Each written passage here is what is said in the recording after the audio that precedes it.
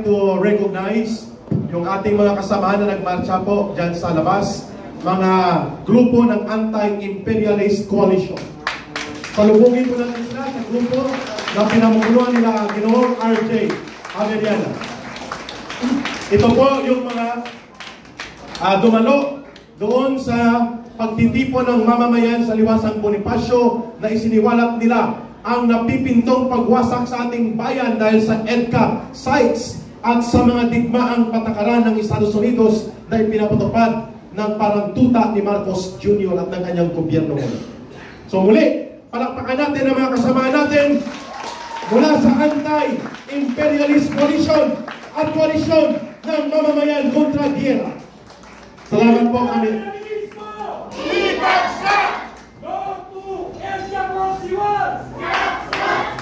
Ayun. Ayun. Maraming salamat, Ginoong RJ. Find your space. At magpapatuloy po si Kamintong. At may mga iba pa tayong mga speakers to wrap up. At babasahin ni Kamintong po on this portion. Salamat RJ sa grupo. And the rest, please pay attention. There is a breaking news.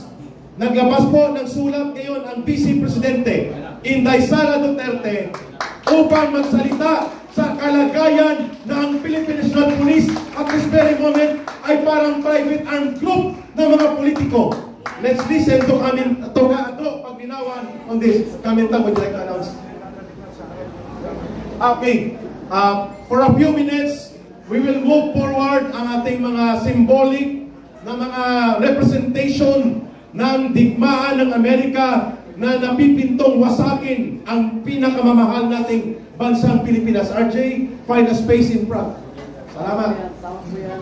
Sa likod po, makikita ninyo ang mga symbolic na mga representasyon ng mga armas pang digma ng Amerika na gustong ilagak at itago sa ating bansa na magbubunsod ng digmaan hindi lamang sa rehiyon ng Asia-Pasipiko kundi sa buong daigdig. Kaya maya-maya po, tatalakayin natin yan. O again, attention please. Dito po, with Kaado Paglinawan, pakinggan nyo po ang statement ng Vice Presidente ng bansa na pilit sinisikil ng isang police general na hindi naman inalal ng bayan ay hindi niya nirespeto ang pangalawang Pangulo ng bansa. Itong si General Marbil. Makinig ka sa statement from Kaado Paglinawan. Bago ko po pagkitin ang aking konklusyon, sisingit lang po natin ang isang open letter to Romel Marbil galing sa ating Vice Presidente. Romel, noong lumabas ang isyu ng pagbabawas ng aking security personnel, nagbigay ako agad ng pahayag na hindi ito makakaapekto sa aking trabaho bilang ikalawang Pangulo ng Pilipinas. Hangad ko sana na matapos na ang usapin ito dahil hindi habas na napakaraming mga suliranin ng ating bansa na higit na mahalaga kaysa sa aking proteksyon. Subalit, tila nakakatatlong interview ka na sa patungkol sa akin. Sa isang banda, naiintindihan ko kayo sapagkat natural lang sa mga nagsisinungaling na magkaroon ng sari-saring kwento at dahilan. Pero hindi ko na maatim ang tuloy-tuloy na paglilinlang sa aking mga kababayan. Ulitin ko, wala akong problema sa pagbawi ng PNP personnel bilang security team ng Office of the Vice President. Kaya kaya kong magtrabaho ng walang security. Ngunit may problema ako sa mga kasinungalingang ipinapahayag sa taong bayan, lalo na kung ang mga kasinungalingang ito ay mula mismo sa pinakamataas na opisyal ng kapulisan. Iisa-isahin ko. Una, ang Vice Presidential Protection Division ay isinailalim ng PSPG ayon sa utos ng Napolcom ay sadyang ginawa para hindi pakialaman ng mga tulad mo ang security ko at ang susunod na Vice Presidente ng bansa. Malinaw ito sa dokumento ng Napolcom at PNP. Pangalawa, sinabi mo, local police also augment Duterte security every time she visits the provinces. Kaya nga ang BPPD para walang hablutan at hindi maabala ang trabaho ng local police. Pangatlo, we requested the Office of the Vice President for a possible pull-out of our 75 personnel because we really need our personnel on the ground in the National Capital Region, and they agreed. Walang request na nangyari. Sinabihan lamang ng PSPG ang OVP na kukunin nila ang mga personnel. Hindi na kami nakipagtalo dahil ikaw naman ang batas, di ba? Kasunod nito ay lumabas na ang relief orders sa utos mo. Ito ay base na rin sa dokumento ng PNP. Pangapa, we don't see any threat against the Vice President, sabi mo, so we need to reduce the people. If they want more, then we will add if they request it. Hindi ba malisyosong pagpapalabas ng video footage noong ako'y nasa NAIA? Kuha sa isang lugar kung saan pawang mga empleyado lamang ng paliparan at piling tao ang maaaring nandoon. Hindi na baling ako, ngunit nakuha dahil sa publiko rin sa naturang video ang aking asawa at mga minor na edad na anak na naging malaking banta sa kanilang seguridad. Bukod pa rito, kung kamakailan lamang ay nagtuno rin ang mga operatiba ng PNP sa lugar kung saan ako nakatira upang mag-casing. Pilit pang inaalam kung nasaan mismo ang bahay na inuupahan ko. Bahay kung saan rin nakatira ang aking mga anak. Kung hindi ito napigilan ng mga magandang loob ng opisyal ng Homeowners Association, hindi ko na alam kung ano pa ang maaaring mangyari. Ano ba ang ibig sabihin ng threat sa iyo? Ang banta ba ay maaari lamang magmula sa mga external elements? Hindi ba ang threat kung harassment ay nanggagaling mismo sa mga tauhan ng gobyerno? Isa pa, sinasabi mong walang threat pero pwedeng mag-request ng dagdag na personnel. Ano ba talaga? Kung talagang wala kang nakikitang banta laban sa akin, bakit nagtira ka pa ng 45 na tauhan ng PNP na ikaw ang pumili? Tandaan mo, pagdating sa seguridad ng aking pamilya, ako ang magsasabi kung sino ang karapat-dapat, hindi ikaw.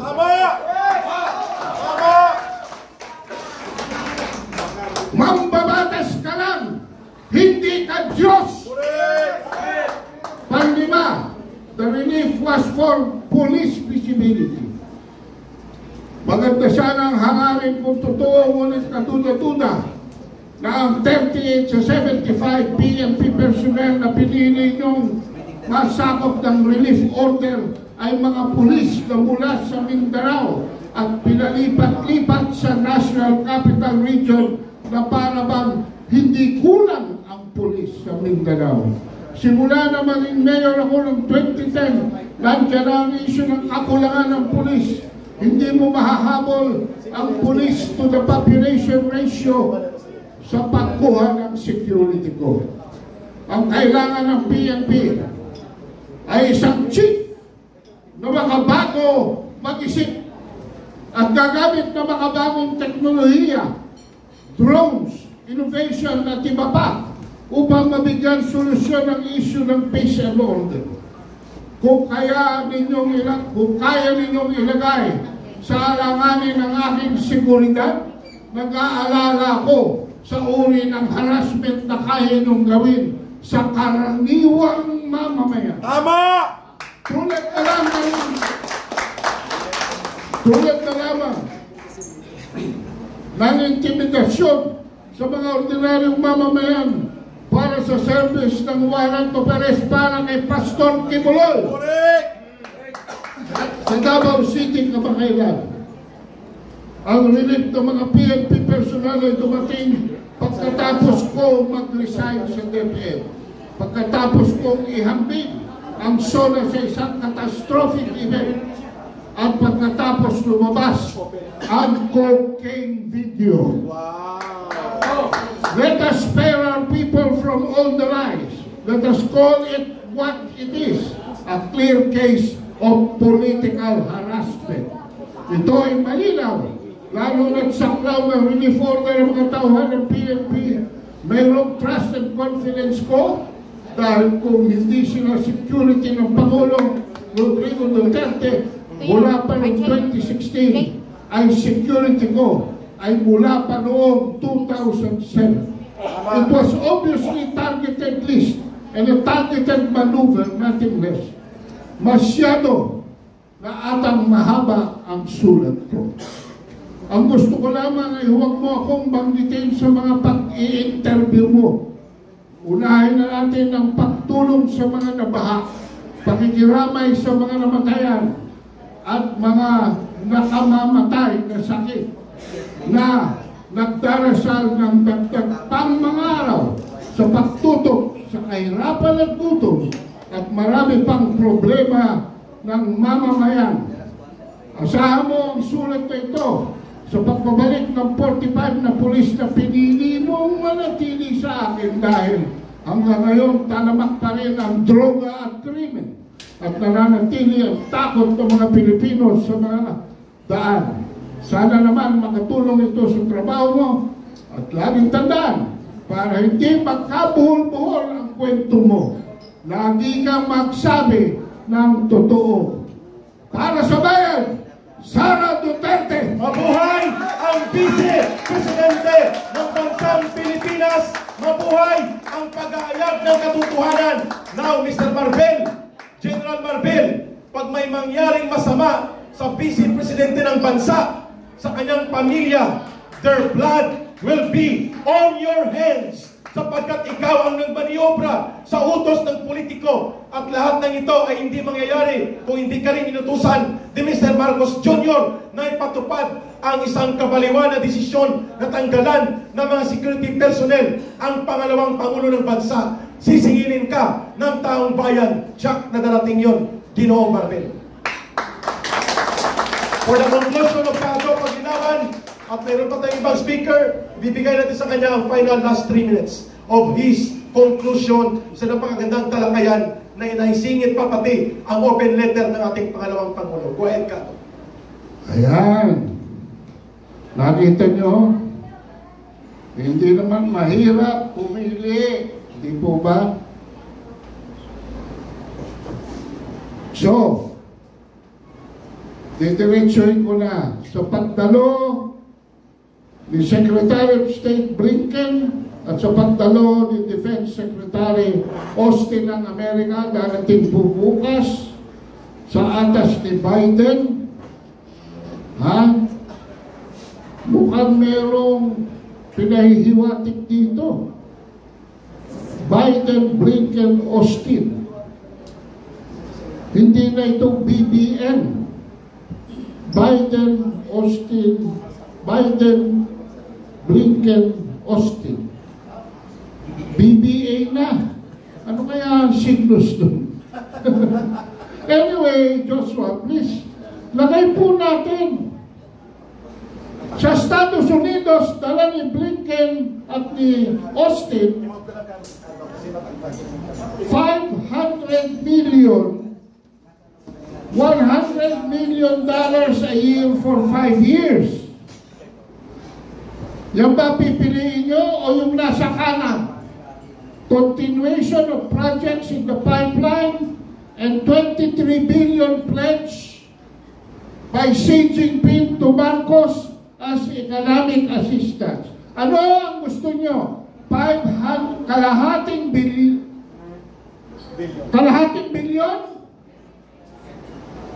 O 23 billion? Relax. United States. Hindi naman papasok ito sa Pilipinas. Itong perang to. Pupunta ito sa mga bulsa ng mga war equipment manufacturers. Military and equipment and supplies only.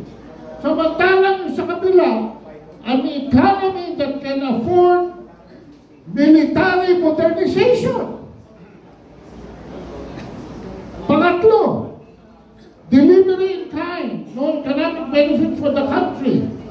Sa kanan, new money to spur development and shield inflation. So anong pipiliin nyo? Pang-apat, isang katerbang provisiones. Kapalit, scratch my back, I scratch yours. Yung kabila, walang onerous conditionalities. Kung ano lang ang mapag-usapan.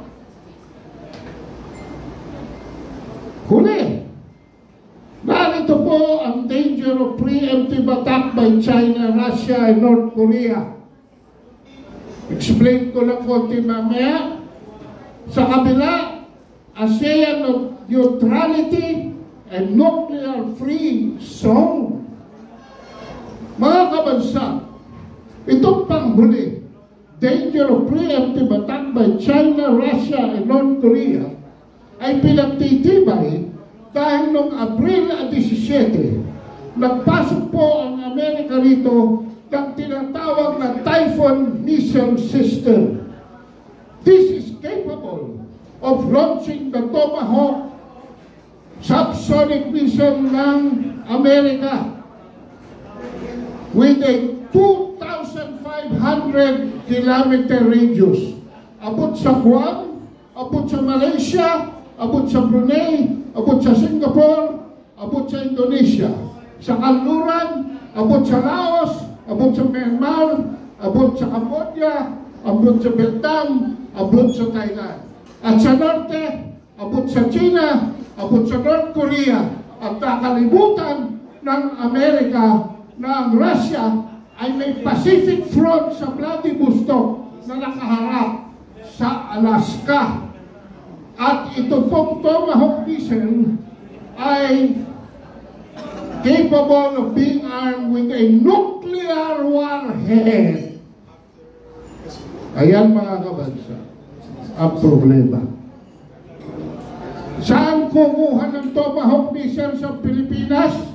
Nag-order na po ang Japan ng 400, 200 of which to be delivered next year. Thank you. So, maaari po yung ibang 400 dyan ay baka sa Northern Luzon dalhin. Hindi tayo nakakasiguro dyan. Nung nabuko sila, sabi nila, alisin daw ng Amerika ng Setyembre. Bakit nila dinidelay? Because they are training our amboys in the military for joystick management. Pwede ilusad sa Japan, pagdating sa banda rito, pabalikin ang ating mekanismo, joystick pabalik sa China. Anyway, narito po ang aking huling portion. Pinakita natin kanina ang approval rating ng ating presidente at trust rating. Maghihintay po ba tayo ng fatal overdose? Nakakainip. Bahala kayo. Kung ano ang inyong gusto, this is a democratic country. So, masasabi ko lang mga kabansa, alamin na natin talaga kung ano ang prioridad ng sambayanang Pilipino at itaguyod natin ang liderato na sumusuporta sa tunay at totoong pangangailangan ng bawat isang mamamayang Pilipino, hindi para lamang sa isang pamilya. Yan mga kabansa ang pangwakas na salita ko sa inyo. Ha? Kaya ano ang sabi ng Marcos? Marcos! Marcos! Alis dyan! Ayun! Mabuhay!